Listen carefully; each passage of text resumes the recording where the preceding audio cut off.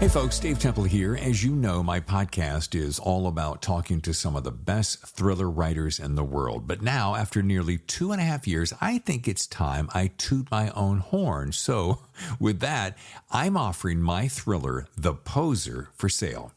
This thriller stars Hollywood detective Patricia Pat Norelli, a rookie cop working the overnight beat when one of Hollywood's biggest stars is found dead in her Hollywood Hills home.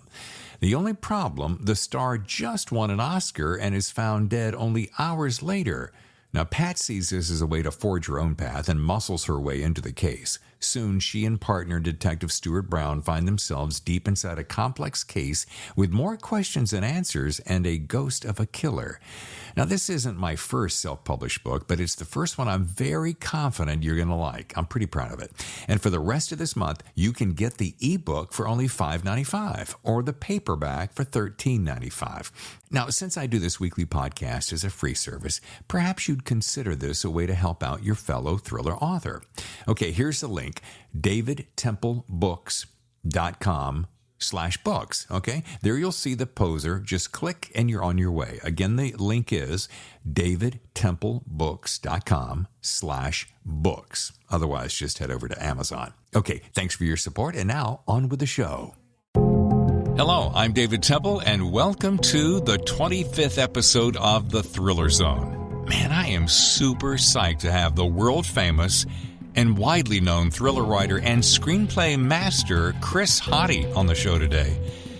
Now, Chris and I have been trying to connect for some time, and today looks like all the planets have aligned, and we're sitting down to chat novels, movies, screenplays, travel, cooking, family, California, and a lot more. I'm glad you're here because I think you're in for a real treat. No, I know you're in for a real treat. So how about I shut up and get going? There's a lot to do here on the Thriller Zone. Oh, hello. Hey, let me, I just put some coffee in the microwave. Let me go. Hey, is it all right if I do this outside? Hey, I love it. I actually love it. You know, I did it with one event, and I'm so sick of seeing people's bookcases in rooms, though yours is marvelous. I just thought I'm just trying to mix it up for our wonderful viewers. You know, I'm so glad that you thought ahead. I was just thinking a similar thing, and I thought, well, where could I go? I could go in my backyard, I suppose. And I'm like, well, maybe that'll throw Chris off. He seems so uptight about everything. Yeah, very sensitive. All right, David, I'll be right back. All right, I'm going to go get some coffee too then. All right, good idea, right? All right, yeah. While Chris and I are getting coffee, I wanted to take a quick second to say two things. Thank you for listening to this podcast. I know you have a whole lot of choices in podcasts, so the fact that you listen to this one humbles me. I'm really, truly grateful. Number two, if you like it as much as I hope you do, would you do me a quick favor? I promise it won't take but maybe a minute or two. However, it will go miles in helping this podcast to grow. Go to our website, thethrillerzone.com, if you're not already there, and write a quick review. You'll see it right there in the top menu. It can literally be one sentence, just saying how much you like it. And if you're listening to us on Apple Podcasts or Google or Stitcher or Spotify, wherever you get your podcast, you can leave a quick review there too. We'd be so grateful. Okay, that's about it. Looks like Chris and I are making our way back to the microphones. Enjoy the show. Okie dokie. Yeah. Let's see. How's the framing? Framing looks pretty good. Looks pretty dang special. Where are you out in the... Looks like... Wait a minute. You're not in Venice. No, I moved about 6 months ago. If I was still in Venice, can you hear me okay? Has this been the right place? The closer you can get, the better. But I mean, it's not bad. What's it sitting on? I got a little doohickey. No, doohickey, yeah. I moved. I'm like you're in LA, aren't you? I'm in San Diego. Oh, okay. I moved from Venice to, this is officially Glendale, but I identify as Pasadena. I love Pasadena. Yeah, Pasadena is fantastic. So I'm on the hill, like right between Pasadena. I'm much closer to Pasadena than I am to Glendale. So I do everything in Pasadena. So yeah, Venice got to be too much, man. Yeah. It just got to be way too much. I was there for about 5 or 6 years after I got a divorce, and I just kind of wanted, I had a home in Santa Monica and raised a family and all the schools and all that stuff. But then I was ready for something different. And then it just got too different. Yeah. You know? Well, you put it best, and I often say this to my wife. We lived in Hermosa Beach for 15 minutes when we were coming out from New York, and we came to the conclusion that, and you used this phrase, it's too much. Yeah. It's just too much. It's too much. Too much people, too much crowds, too much traffic, too much concrete, too much. Look at that spectacular background. You have now officially, cheers, the best background. See? Best background ever. I think so. And it's just more fun. I mean, it's a beautiful day. Hopefully the sun, I should be protected for most of the time. And yeah, I did, they paired me up. It was either BoucherCon or ITW. They teamed me up with God, I can't remember his name. It's not Adam Hamdy. It's a Brit guy older than Hamdy. I was really intimidated about meeting this guy. I hadn't read him, and he had just such an amazing resume. He had, there's a lot of ex-military guys in this genre. Yeah. But this guy, serious stuff. He had been taken prisoner and one thing after the other. And he turned out to be the sweetest, nicest, most fun guy. Wow. And a fantastic, he afterwards, he sent me some of his work. It was fantastic. But interestingly, I was out here like wearing my sunglasses in the blue sky, and he was in shadow because he has such a history in MI5 or MI6 or something. He hides his identity. He never reveals his identity. So he was in this like shadow.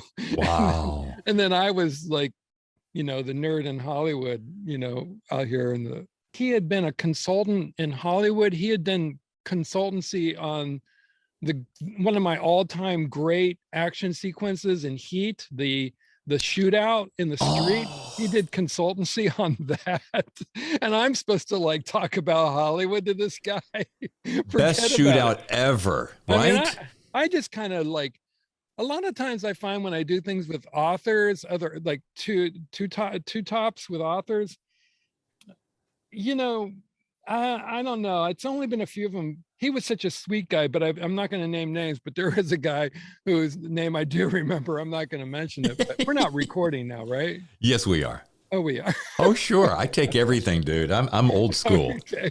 Well, it's all right. I'm not going to mention his name anyway, but oftentimes I feel like I have so many questions. I hate talking about myself, and I like asking questions. So I become sort of the de facto moderator in a way, and just ask questions. And this guy, I'll figure it out. He was fascinating. I loved him. All right, there's a couple things I'm going to say. First of all, I'm not sure that I'll be particularly fascinating, although you can ask all the questions you want. Number two, I don't have nearly the track record that you do, which is part of the reason I'm having this. But I do have a track record in radio, which gives me some pretty good pull to do podcasts. Oh, you got the pipes of a voiceover artist. Yeah. It's amazing. Well, Great luckily, voice. I spent 30 years doing that, so thank you. Yeah. But I know something about you, and that is you're a freaking engaging guy. I knew it intrinsically. I knew it somehow. I just somehow knew it. And then when you got on here instantly, I'm like, boom, this is the guy I was expecting to meet. Good. So listen, we got almost all the time in the world, at least an hour-ish. Hour and a half, and I have so many questions, but I'm going to ask you a couple of questions about you, so just get ready. Yeah. It was Thriller Fest 2019, my first one. You were giving out arcs of Deep State. I wasn't there, but they gave out arcs of Deep State. Okay. I was not there. I have not done one in person yet. I have not done Boucher or ITW or any of them yet. I'm dying to go because I've met many people online through social media, et cetera, and have become friendly with them in a way that I never did in 3 decades as a screenwriter. Yeah. So I'm dying to get out there and drink beer and all right. Out. You and I are drinking copious amounts of beer at the one in this coming year. KJ Howe and I have yet to connect to talk about some fun things I want to throw at her. But so I read Deep State in probably, I don't know, a day. It was just great. Haley Chill is freaking awesome.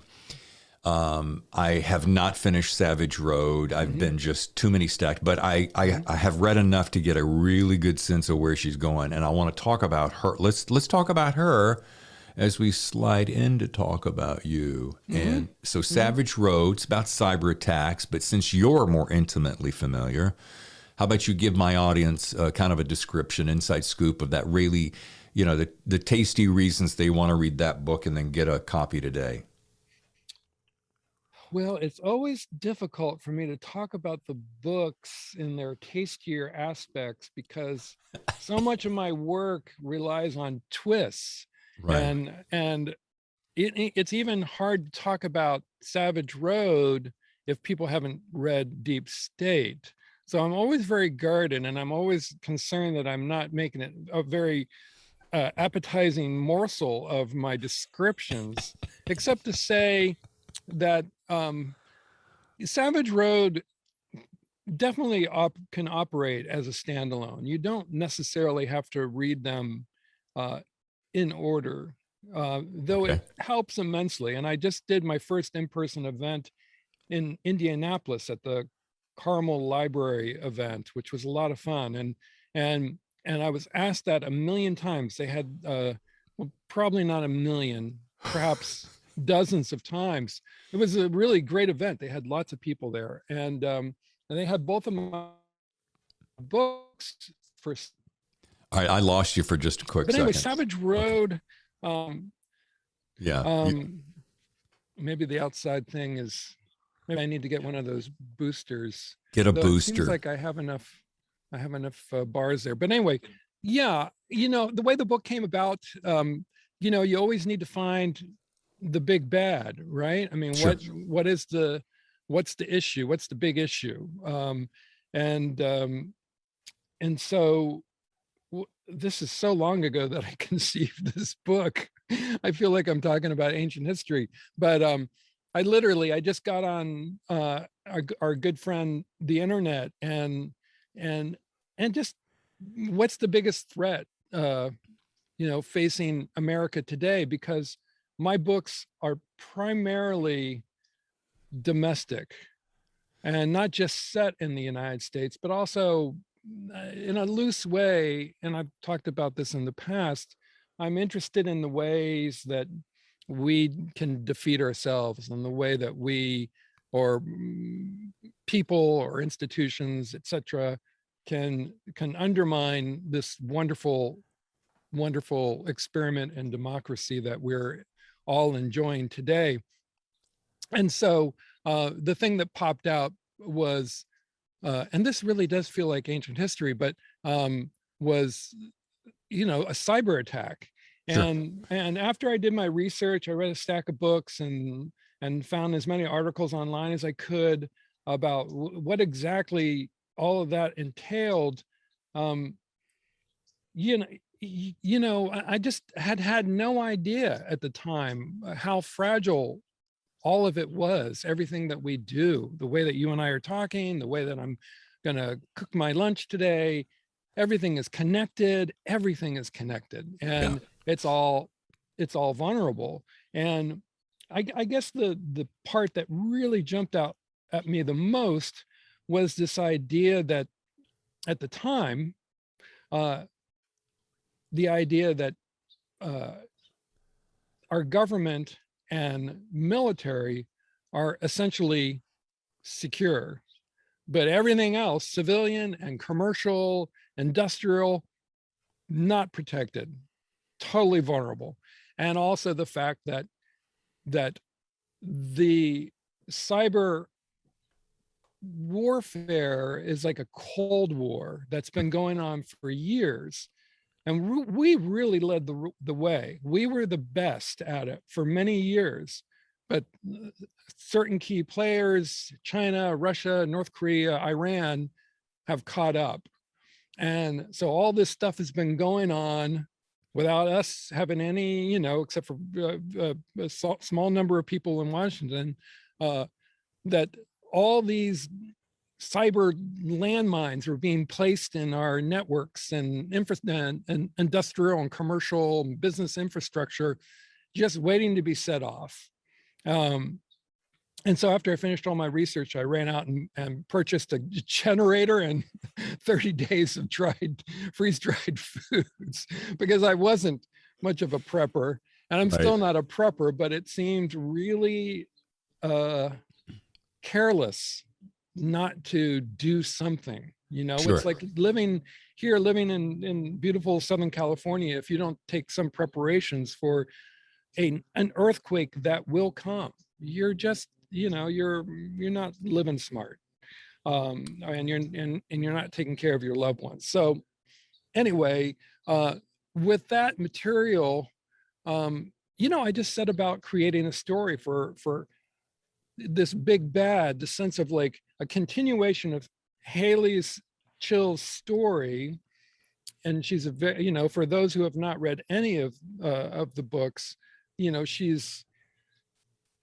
she is a young woman of relentless determination, pure idealism, and fairly proficient skills, but she's ass-kicking machine. She's an ass-kicking machine, but she's not. I took some pains, and whenever I read a reader review suggesting that, she's a super woman or, indestructible, I take mild offense to that, because I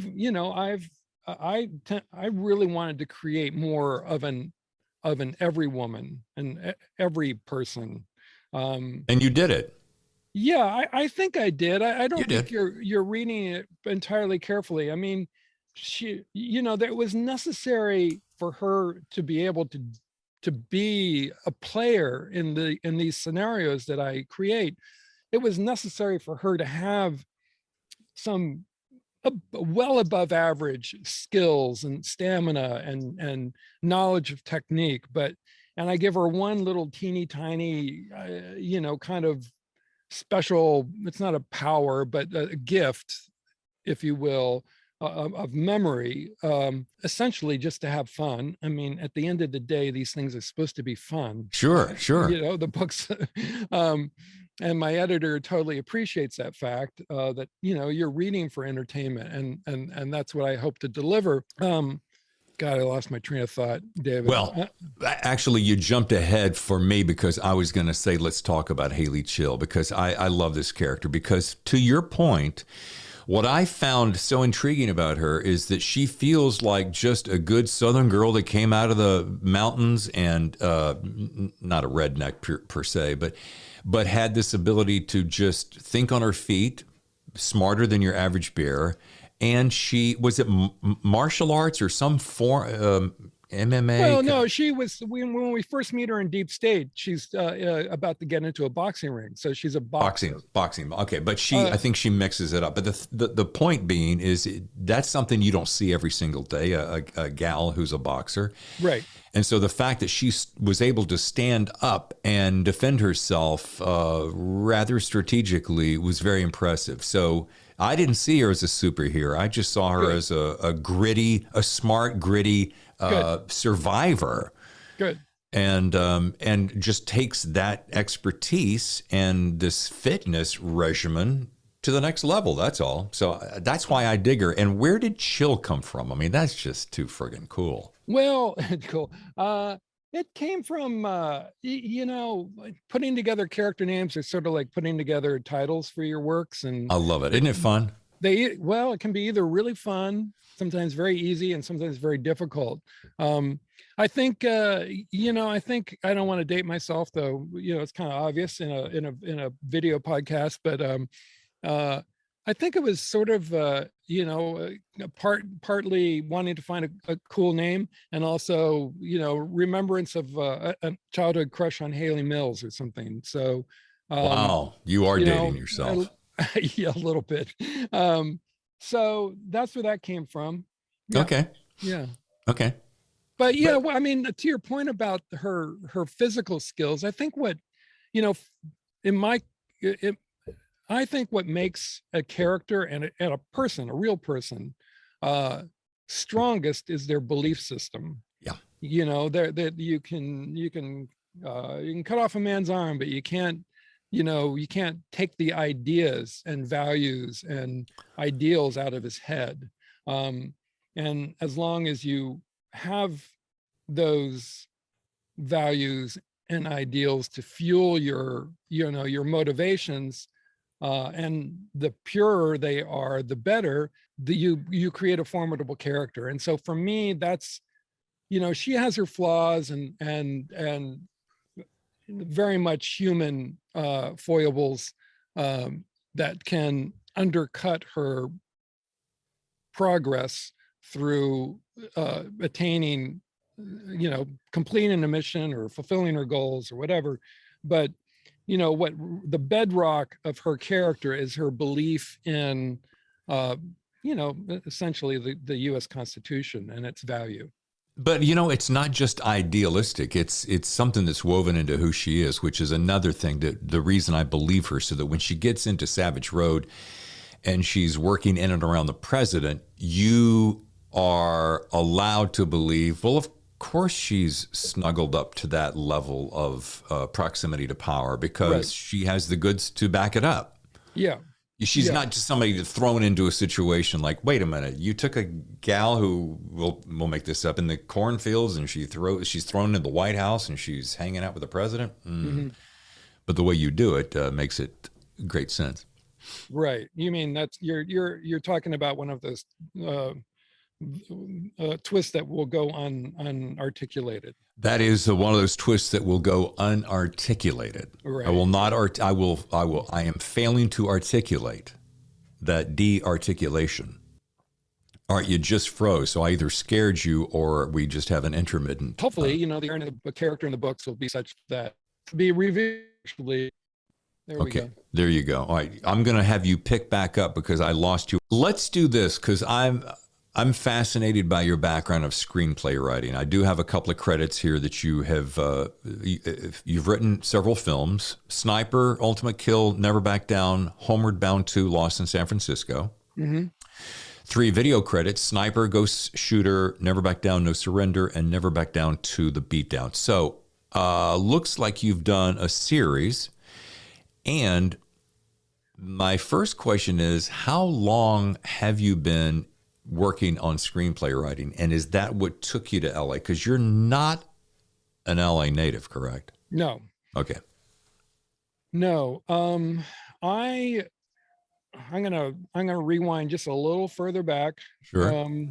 I've been writing something since I was in high school. Sure. And so when I went to college, I think for my admission package, I wrote a bunch of poems. And then when I got to Reed College, I met up with some other like-minded folks and got turned on to Charles Bukowski and started writing. No, I mean, I wasn't writing totally Charles Bukowski type poetry, but I was a poet in college. And then towards the end of my college years, I was introduced to Sam Shepard and his plays. Oh, yeah. So then I decided I would move to New York and write stage plays, which I did for a number of years, and made exactly $0 doing that. It was fun, but it wasn't, it was no way to earn a living. And so I started casting around for ideas of how to support myself as a writer, and began reading screenplays for Gabriel Katzka, who was a New York-based film producer, very successful in the 70s and 80s and 90s. He did Falcon and Snowman, and he did the original Taking of Pelham 1, 2, 3, among other titles. And anyway, that was essentially my film education, was reading screenplays and books in galley form for Katzka. And so I wrote a screenplay, I think influenced by Falcon and Snowman. I and being a big fan of Sean Penn, it was, I had Sean Penn in mind for this father and son drama, very heavy drama, dark, set in Texas, which is where I was born, and wrote that screenplay. I didn't know anyone in Hollywood, and Katska, I can't even remember if he read it or not, but it wasn't for him, probably. But anyway, I sent it to a buddy of mine who was trying to be a producer out here in LA. And he read it and started sending it around and to real producers. And one of those producers read it. I guess he got my contact information from my friend Brian. And I was at my shit job in New York City, working the night shift somewhere, and I get a phone call literally from Hollywood, from LA, and which kind of blew my mind. And he said, the producer said I had written a great screenplay. I should be out here writing screenplays for Hollywood. And I said, that sounds like a really good idea. And so 20 minutes or 10 minutes after that phone call, I get another phone call from a relatively big agent at one of the big three agencies. He said the same thing, essentially, reading from the same script. Wow. And then 15 minutes after that phone call, I get a call from an executive at Paramount and saying the same thing. So they're all got on the phone and talked about me and the screenplay. And so, this was all really heady stuff. I've been banging my head against the wall in New York City for 8 years, trying to become the next Sam Shepard. And here suddenly overnight, I'm discovered in Hollywood. Right. They never bought that screenplay. I did fly out to LA almost within 2 weeks. And that agent sent me around on a round of meetings. And that executive at Paramount hired me for a job at Paramount to write a remake of a movie called, was it The Rainmaker? I think it was The Rainmaker. To do a modern update of The Rainmaker. And, that project went nowhere, obviously, but it got me my start. And that's how it happened. That's how.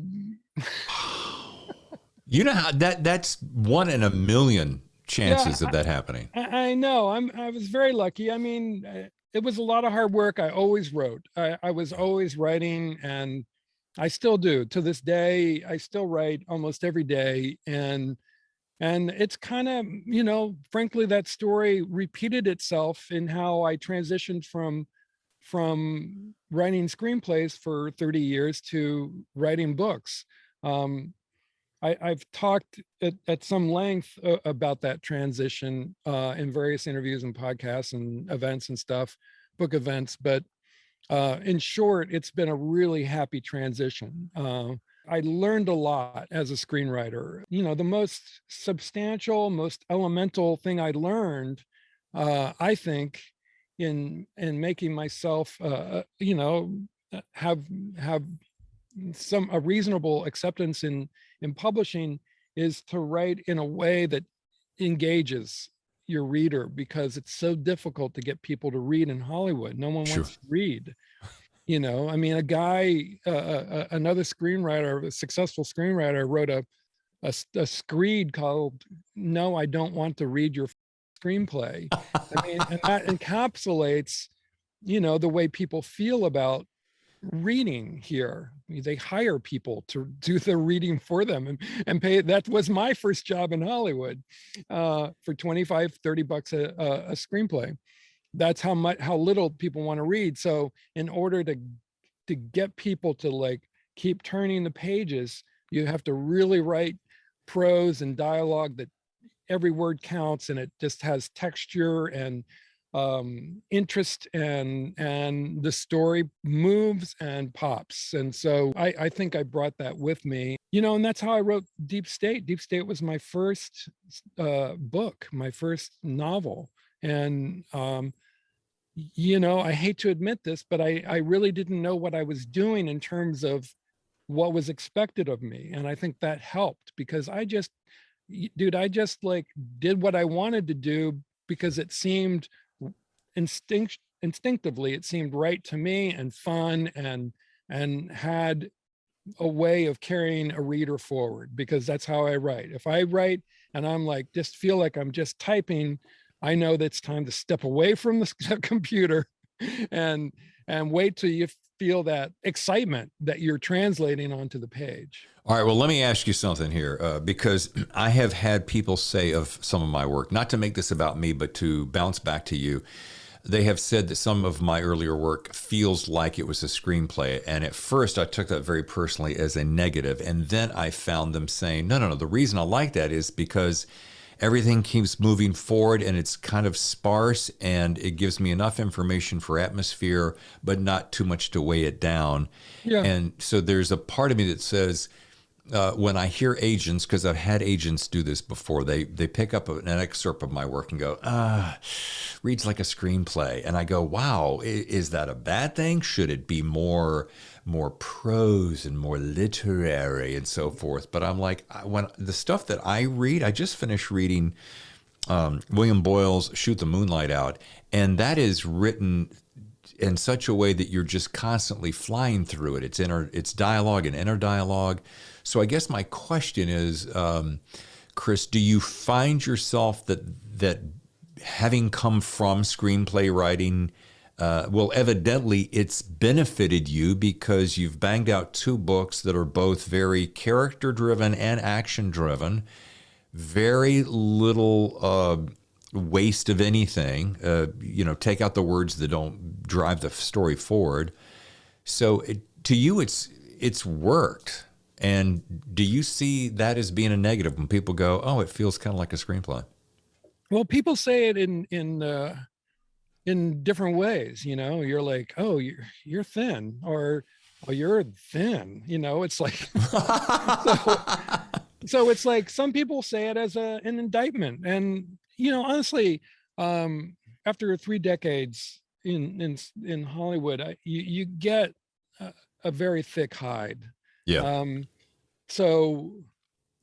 I want people to like it, and I want the more people who like it, the better. I want to sell a ton of books, but I also want to feel good about what I'm doing and feel proud about what I'm doing. And I need to do things a little differently. I mean, I've said it before. I'm the weirdo. I do things a little differently, and some people like it, and I think more people like it, honestly, and some people don't. And if you don't, you can't please everybody. So, I mean, one of the devices that I just did because it seemed at the time, it was literally spontaneous when I was writing Deep State, was to flash forward with secondary characters as they were leaving the stage. Just give you a brief paragraph, if that, of like what happens to them, and more to the point, like how did their experience interacting with Haley Chill, how did that affect their lives going forward? Why? Because I'm interested in that. I hate like not knowing. It just is fun for me to imagine it. And I think maybe the idea of it came from where, like at the end of Animal House, where they tell you at the very end and during the credit sequence, what happened, various characters as they went on. And it's oftentimes done for comedic effect. I'm doing it for a slightly more dramatic effect. But, some people, if I go on Goodreads or Amazon, some people go, oh, I really hated that. It distracted me. I don't care what happens to those characters. And I'm like, well, I don't know if I'm going to keep doing it. I do it a little bit in Savage Road. I can't remember if I did it in Storm Rising now, to tell you the truth. I think I did a little bit. But I got to do things to make you happy. I know I just have to be who I am. Sure. I'm not Tom Clancy. Right. I'm not going to write like Tom Clancy. I'm not going to sit down and go, I've got to write more like Tom Clancy to sell Tom Clancy numbers of books. Right. I don't think I'd be very good at that. Right. I really don't. I got to do what I feel good about and what I feel like I'm good at. So, and what I read, I mean, I'm reading Jonathan Franzen right now. Very, very, traditional, conventional, not in my genre, but in terms of prose writing. I mean, you can't get more sort of straight up conventional fictioning than that. But Jonathan who? Jonathan Franzen, literary fiction guy, but he's such a good writer that, I can read that stuff. And so do you find yourself learning something while you're reading it? From him, not so much, just because I know I could never be that writer. But, for inspiration, sometimes before I start a project, I'll pick up someone who is like light years above me, but just like a stylist who I'm not saying I can write as good, but their style and the way that they deal with language and tell story is something that can just spark me to sit down and be as good as I can fucking be good at this. Right. And so like before I started, I'm working on book 4 now. So I picked up, and I was like a little bit of a slow start. And so I picked up Cormac McCarthy. Oh yeah. And it's just like his language is more like his prose is more like in line with what I do than Franzen is. So I'm reading Franzen just because it's just so great to read. I enjoy it, but I read it more in my genre, but for that kind of, because I want to read the people I'm becoming friends with, but I don't really want to know how they do it, because they have their own way. So I have like these sort of aspirational guys who I'm not even aspiring. I wouldn't even say that. I'm just like as inspirational, I guess is the word. All his books I've loved. And I know he's not particularly, there's gripes, but everyone's griping in this day and age. So you can't. Who gives a shit, Chris? Can I just say that for the record? I don't, but but it might not be terribly cool to like be saying how much I love Jonathan Franzen, though he doesn't, he certainly doesn't need my approval. Yeah, but my point being is you like what you like. I like salty, crispy snacks. My wife likes gooey, sweet snacks. I don't like sweets. She's not all that keen on salt. Doesn't make it either one of us wrong. It's just what we like. Well, certainly. I mean, that's why I always, if anyone starts getting chesty about a particular book or movie or TV show, and like, how could you possibly like that? I'm like, it's entertainment. We're not talking about math. We're not talking about climate change. We're not talking about physics. This is art and entertainment. I have 100 questions that are riddling through my head, so I want to make sure I grab a couple of them. One of them has to do with Cormac McCarthy. Where did a guy who comes along and in some ways uses either no or very little punctuation, where did that guy come along and go one day, I'm going to use no punctuation. I don't care what anybody thinks about it. And all of a sudden everyone uses him as an example of something fantastic. Yes, he is a great writer. Don't get me wrong. And there's so many of his books that I really love, and that's a little bit of a tangent. But my point being, he was his own rule breaker at one time. So he broke the rules and they worked for him. Yeah. I mean, it dovetails with what we were talking about earlier, David. I mean, on the occasions that someone comes to me and they want to be a writer, or whether it's in screenplays, I have a different rap for people who want to be screenwriters, but I can pick, you can give me a page tear a page out of any Franzen novel, tear a page out of any Cormac's work.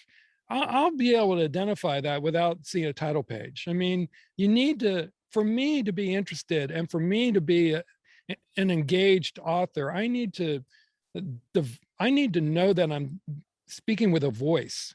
And so when I sat down and started working on Deep State and realized how much I was loving it, as opposed to, my experiences as a screenwriter, which is a whole nother story. But I just felt like George W. Bush when I did that.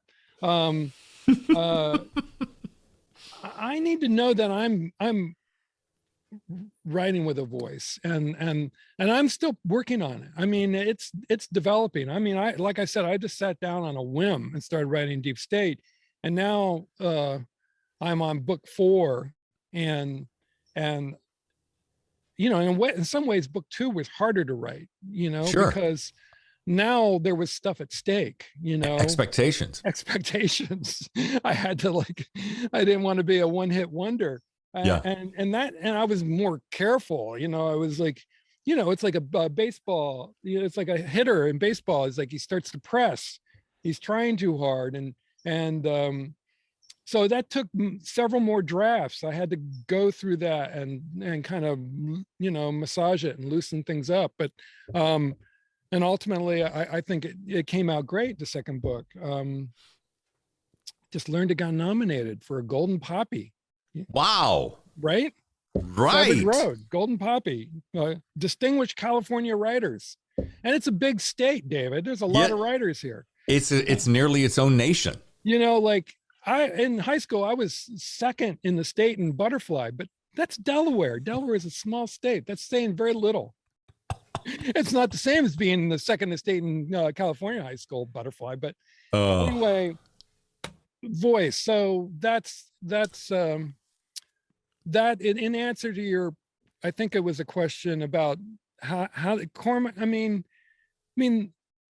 something like that, you're reading, you go, oh shit, I can do that. That just no punctuation, spare language, vague kind of attributions of dialogue. I can do that.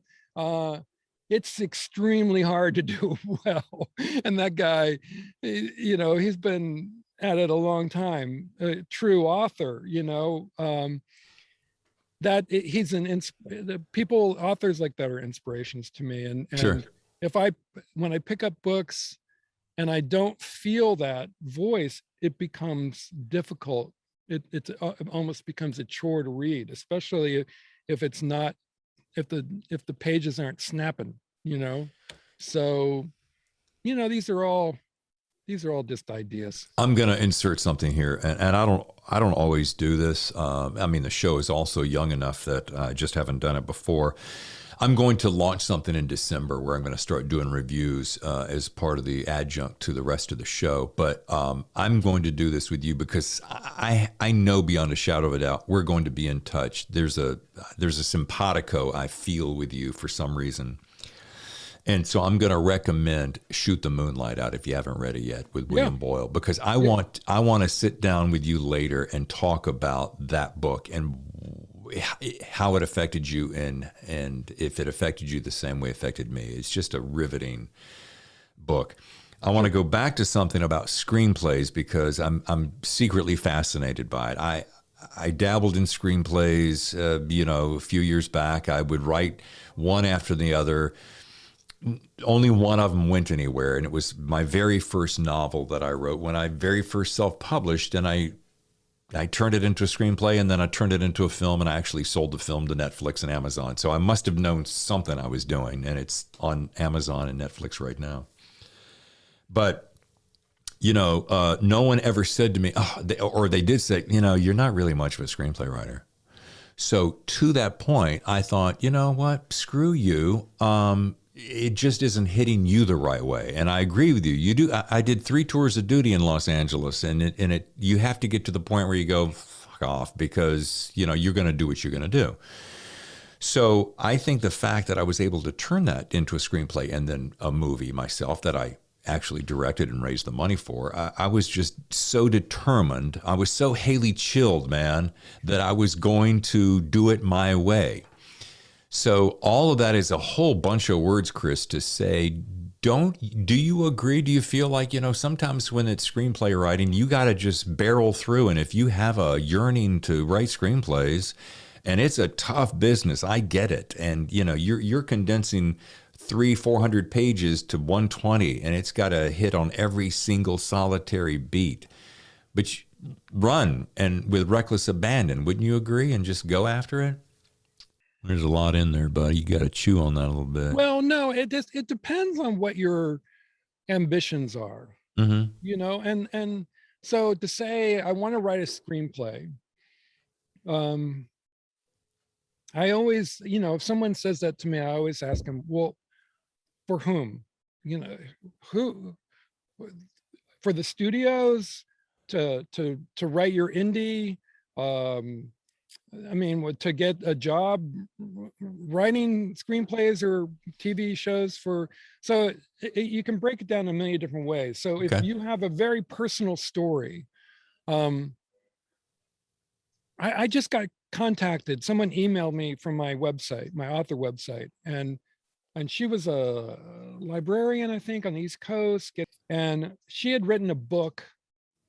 And it was something to do, I can't remember what it was. It had something to do with autism, and I can't remember who the characters were, but she wanted me to consider writing the screenplay adaptation of the book. And, you know, I'm busy with my own projects. That's not sure. something but I said, why don't you write that yourself? You know, I mean, it's a personal project. No one knows those characters in that story better than you. And it's the scale is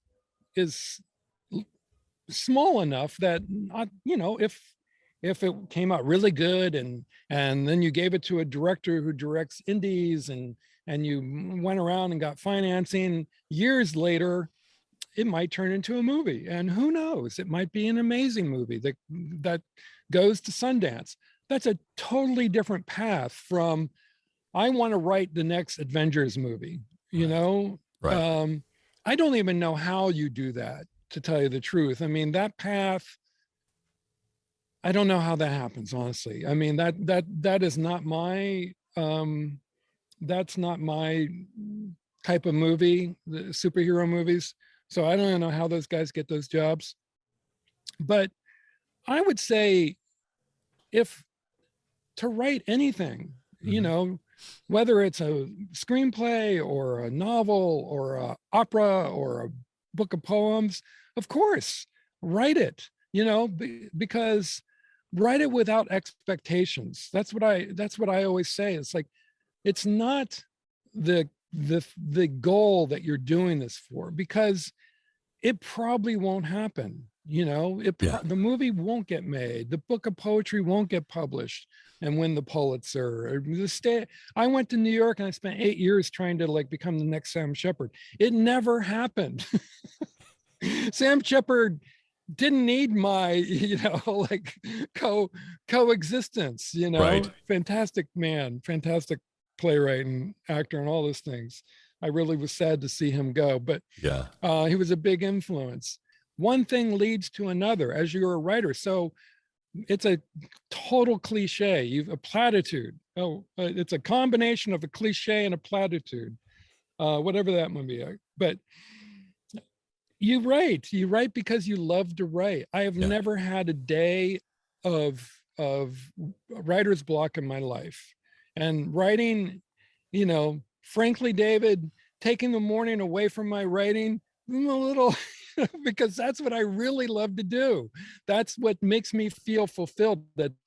Are you just froze on me again? I'm going to wait for that to catch up. To your question, which is, hang on 1 second. Okay, now you're back. So wait a minute. Are you telling me that you're pissed off at me because I ate into your morning writing time? I am. I'm not pissed off. Oh, I'm mildly. I'm mildly. No, not at all. I'm teasing you. okay. But that's how much. I mean, I'll get my work done after lunch for sure. But you had me. But you know what, dude? We could have. I mean, if all of a sudden you said, you know, Dave. No, I'm teasing your sucky little show. Could we do this at 1 o'clock when I'm done? I mean, no, you're ridiculous. I'm never done. I take a quick lunch and then I get back to it. Okay. Wait, let me interject a real quick question. If you're all right, you've got these two. You got Deep State, Savage Road, and Storm Rising, which we still have to talk about. You're working on number 4, but let me ask you this because I'm really curious about this.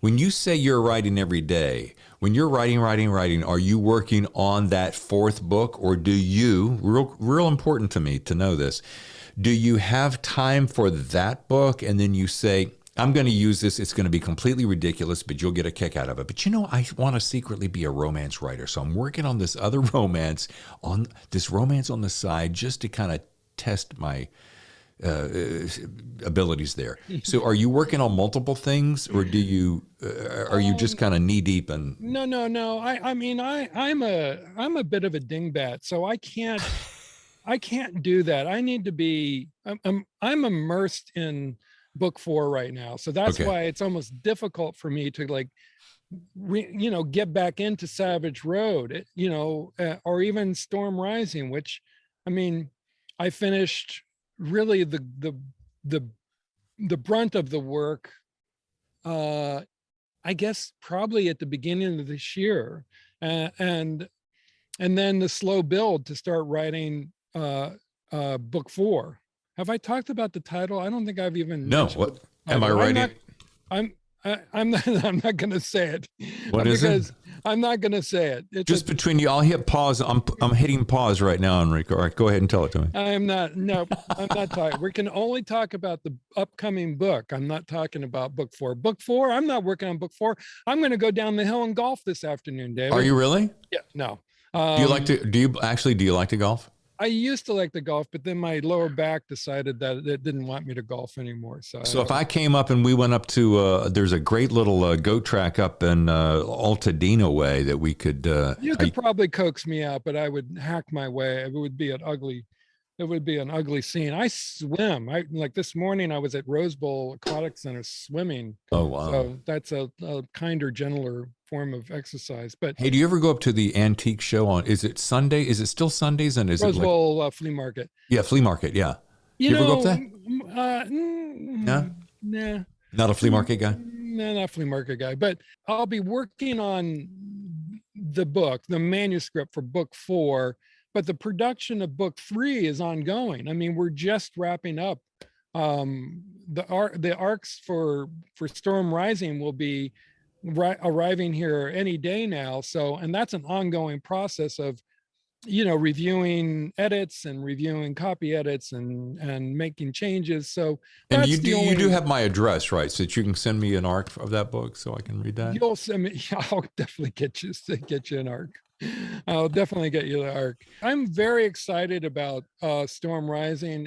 There's a connective narrative tissue between the 3 books, Deep State, Savage Road, and Storm Rising, right? Involving Haley Chill's father. And you've probably picked that up. I don't know how far you've gotten into Savage Road, but enough to know that, which I won't give away. In Savage Road, there's a very strong presence of Haley Chill's father, and his story, and that story is resolved in Storm Rising. Oh, okay. And the whole narrative kicks off on her attempts to find out what happened at the end of Savage Road, right? Right. Yes. Is her attempt to figure out what the hell, how did that come about regarding her father?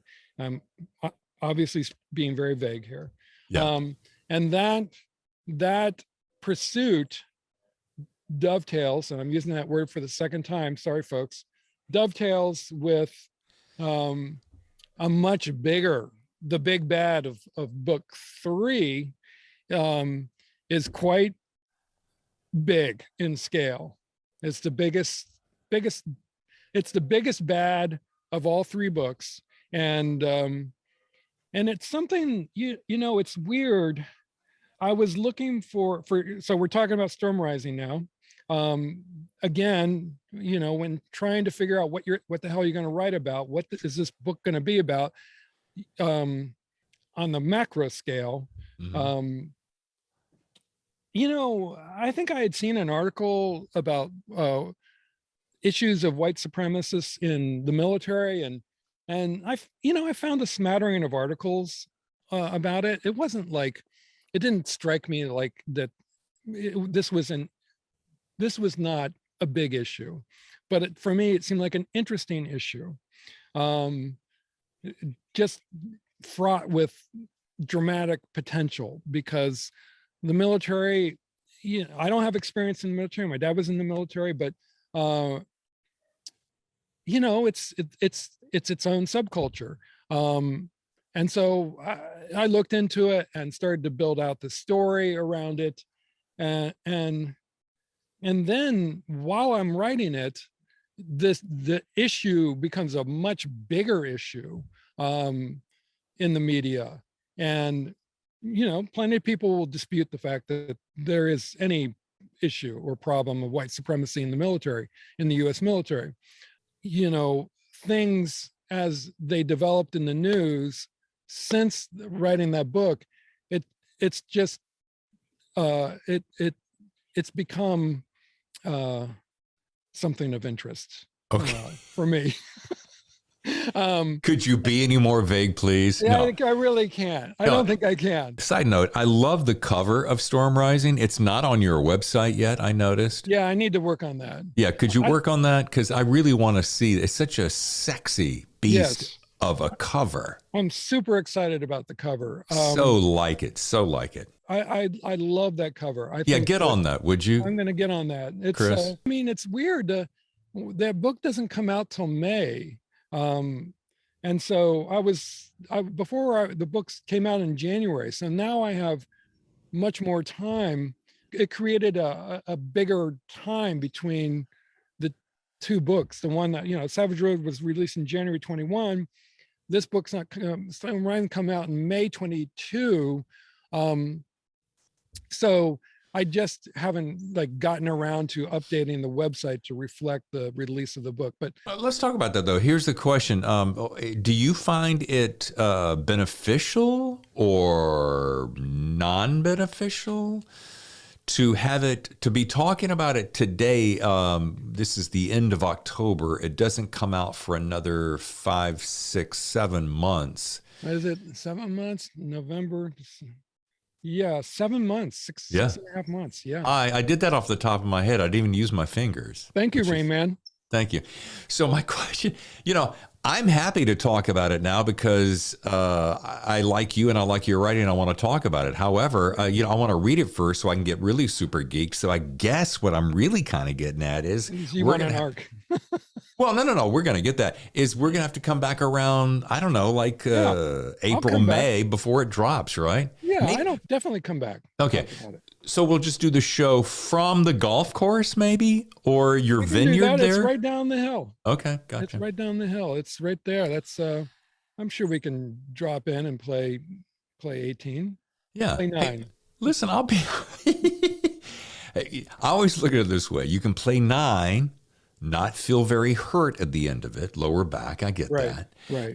If you chunk it repeatedly, by the time you get through 9, you're like, hey, you know what? That was a nice little outing. But if you're chunking and just having I've been known to chunk.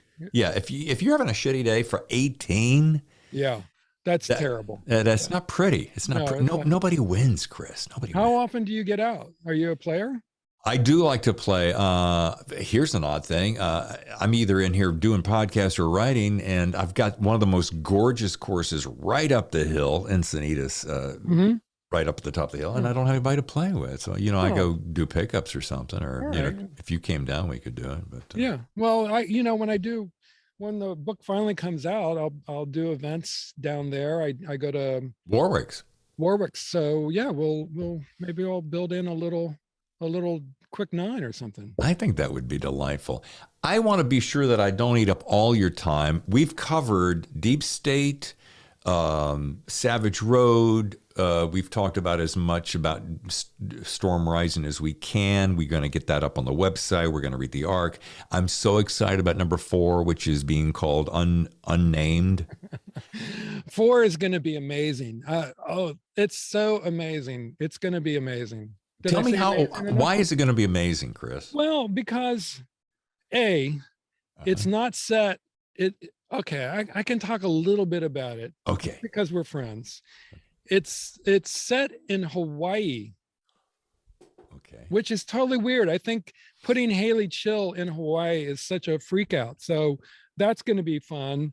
Okay. And I'm all of my books, especially books, Deep State and Storm Rising, have there are controversial elements to them that could potentially piss off people, and I'm all right with that. I mean, I feel good about where I go with all this stuff. And, I share, obviously I share a sense of idealism and love of country that my character does, my franchise character does. Sure. Needless to say, book 4 is pure thriller. There's just, it's got I think a particularly diabolical plot, with great characters. What are you writing now? Well, just taking notes. Just taking notes. So Pure I'm really thriller. excited about it, but I'm always excited about whatever I'm working on. You have to be, or otherwise you can't get in there every day. And Sure. And what's your goal every day? 1,500, 2,000? I've been taking it easy. So I do anywhere between 1,000 and 1,500 a day because I have the time, and it depends. So sometimes where I get to a really great section, then it'll just pour out, and other days you got to do a podcast and you can't get to it. So Eats up your time, messes up your mojo. Yeah. These clowns just coming out of nowhere asking you the same old questions that everybody asks you. I'm getting emails from David Brown every day. It's like, can you talk to this guy? And I'm like, seriously? Yeah. No, it's good. I love talking about it. Sure. I want to, I'm cognizant. I don't want to be boring. So You're not, Chris, it is impossible for you to be boring. Well, that's kind of you to say, but I don't want to repeat myself either. So I try to come up with new things to talk about. And I feel like I felt like we covered some good ground, especially talking about voice and Cormac and Franzen and writing, and that's all good. That's new stuff. Dude, you're a fascinating chat, and I if I wasn't just crushed on time, I literally could probably sit here and talk to you all afternoon. What are you going to do next? What happens next? Well, I've got to run my wife. We're a one-car family. I've got to run her to a gig, and then I've got to be cutting on yesterday's show that will air next week, and then I start cutting on your show that will air on Friday. So I've got a few things to do. How long has the podcast been going on? How long have you been doing the podcast? You are episode number, you're 20, I think you're 24, you're 25. Yeah.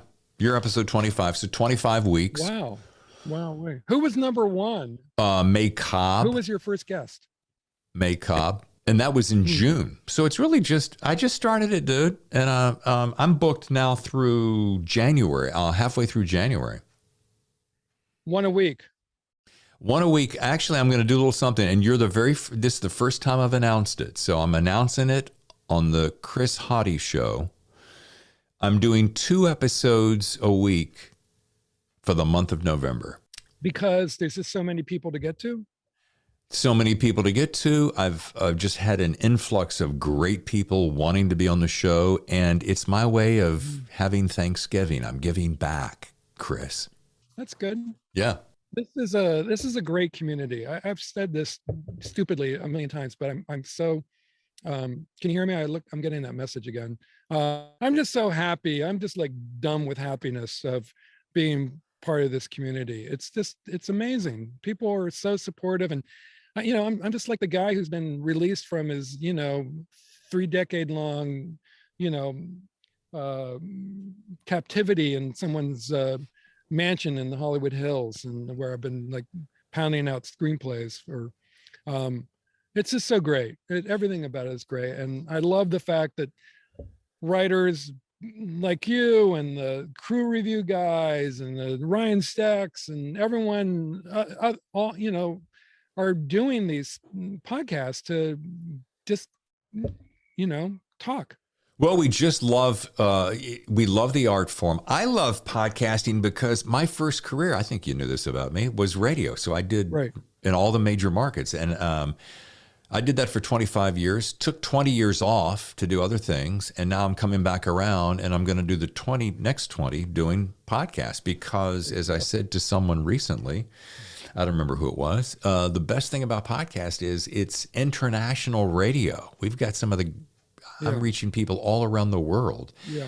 And I get to talk to cool guys like you about guys who are out there making it. Now, you're traditionally published. I'm a self-published guy, but I hold hope, Chris, that one day maybe somebody, Emily Bessler perhaps, would see my stuff and go, "Oh my God, David, you're fantastic. You're almost as good as Chris."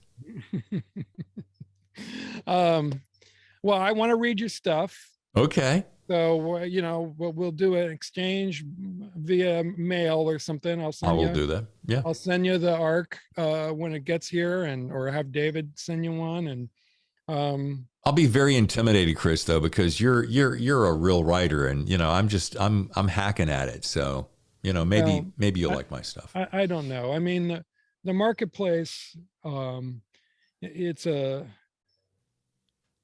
a fickle beast. Who knows? I don't, like I said, you have to, I mean, the things I wrote for Hollywood that were my own, they never got made. I mean, Never Back Down was an original, but it was sort of written to hire almost.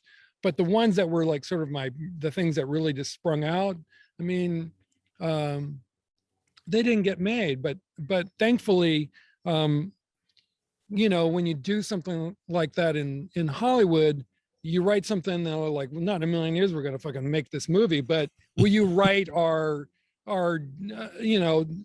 sequel to Talking Dogs and a Cat adventure period piece? And I'm like, yeah, sure, because I know it'll get made. And that was a fun experience. It was my first credit, but but that wasn't me. So then I would turn around and write a Gladiator movie, and people would go, but wait a minute, didn't you write like Homeward Bound 2, Talking Dogs and a Cat named Sassy? And I go, I mean, I'm just a writer. I can write many, many things. And so that is my answer to you, sir, is I'm sure your stuff is great. And there's only equality between us. Thank you. All right. I am going to watch that movie now that I think about it. But we're now, as we get ready to wrap the show, Chris, Yes, we're going to do a little speed round of questions. It's off the top of your head. It's not complicated, but we're going to start with this. Tammy and I are going to have you and a couple of friends over for dinner. Okay. Not far from you, right down the road here. Actually, Good. I want to know who are the two. You can bring 2 or 3 people. The first 2 that pop into your head. They can be a dead or alive. Of course, they'll be alive when they come to our dinner party. Right. Who will round out our happy clan? Who would they be? Who would you like to have join us for this illustrious dinner? Illustrious dinner. Well, initially what popped in my head was I would bring my 2 grown sons, but that probably isn't the answer you're looking for. I would want to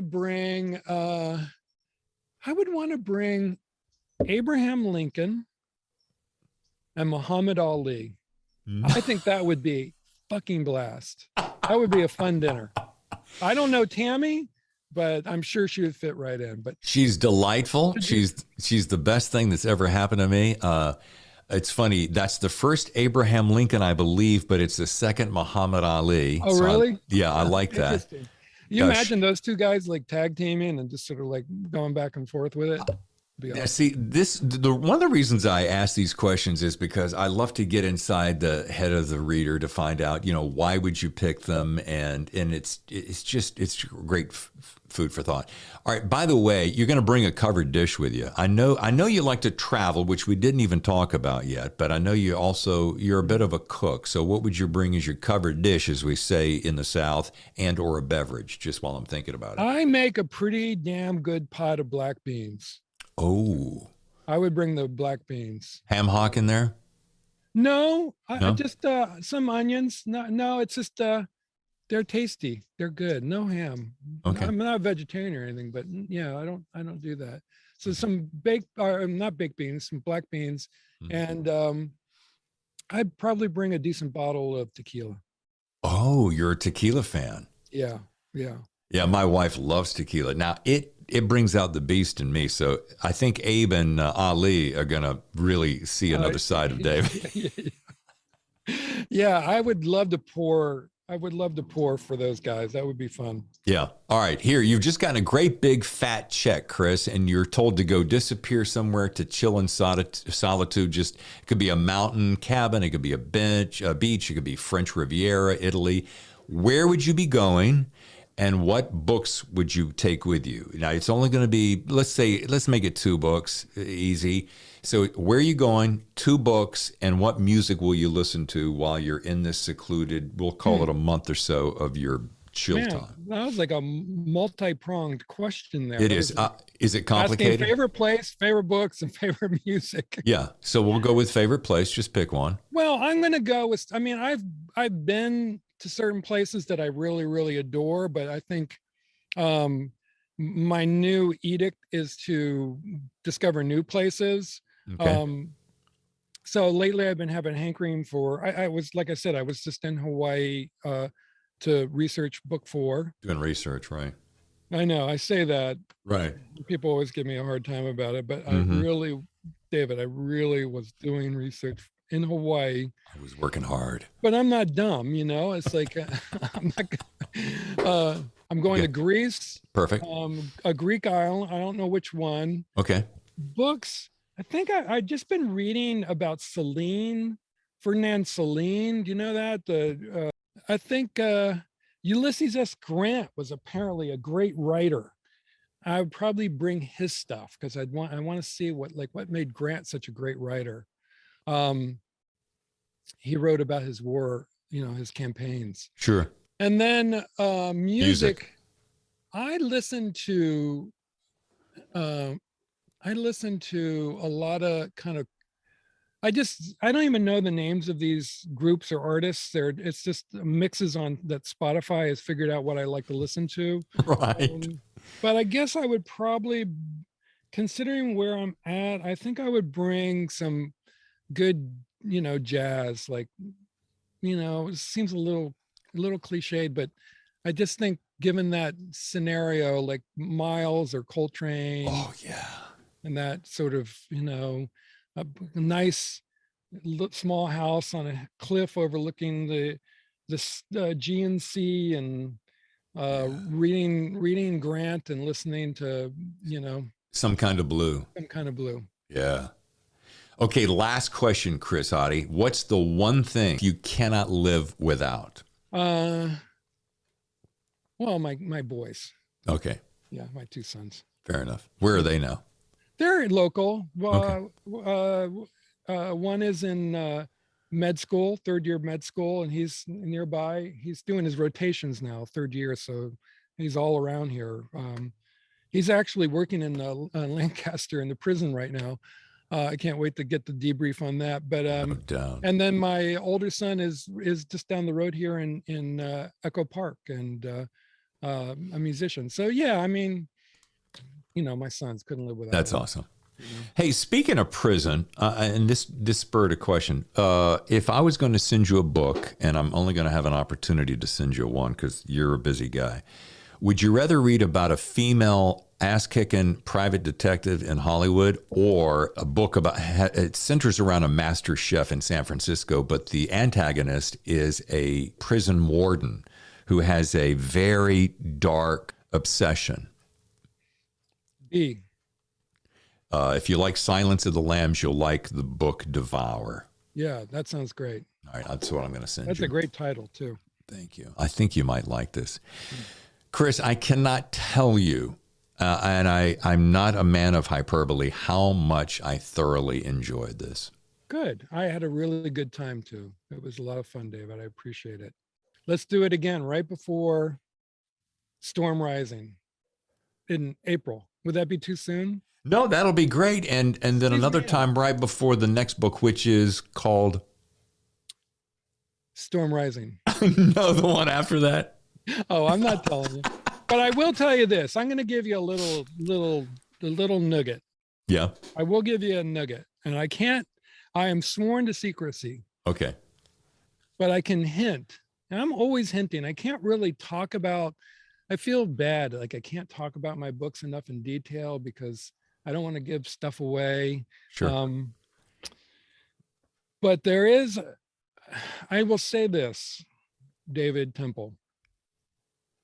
If you or anyone who is listening or viewing likes what you've read in my work and is interested in Haley Chill, there very well could be something for you before May 3rd and the release of I'm just saying that. David Brown, sorry, man. I just had to say it. Could be something. Could be something. Could be something out there. Could be something. You heard it here first, folks. It's a secret. Chris Hauty, thank you again, man. This has been a blast. Yeah, a lot of fun. Let's do it again. Let's play some golf and Yes. Drink tequila. And drink tequila afterwards. I never drink and golf. And thanks for having me on the show. My pleasure. All right, sir. That was all sorts of fun, wasn't it? What a cool dude. And a great writer. Thanks again, Chris. Okay, now on to next week's show. And this is where I share some really cool news that you heard first on the show for the entire month of November. I'll be hosting not one, but 2 shows a week. That's right. They'll air on Mondays and Fridays for the whole month of November. Why? Well, we just have so many people who want to sit down with me to talk about their books. And me being a lover of great stories, well, I have a hard time saying no, frankly. So next week, you'll be meeting 2 gentlemen you're really going to enjoy. On Monday the 1st, William Boyle is my special guest. Bill is the author of Shoot the Moonlight Out, and I love that book. I think you're going to love it too. Then on Friday, William, you can call me Kent Kruger, visits us to talk about his latest book, Lightning Strike, another great novel. Both guys are super nice. Their books are so good. And I hope you'll catch both shows. Again, on Monday the 1st with Bill Boyle and Friday the 5th with Kent Kruger. Thanks again for listening. And don't forget to leave us a quick review wherever you get your podcast. It takes people like you to help people like me grow this show. All right. I'm David Temple, and I'll see you next time on The Thriller Zone.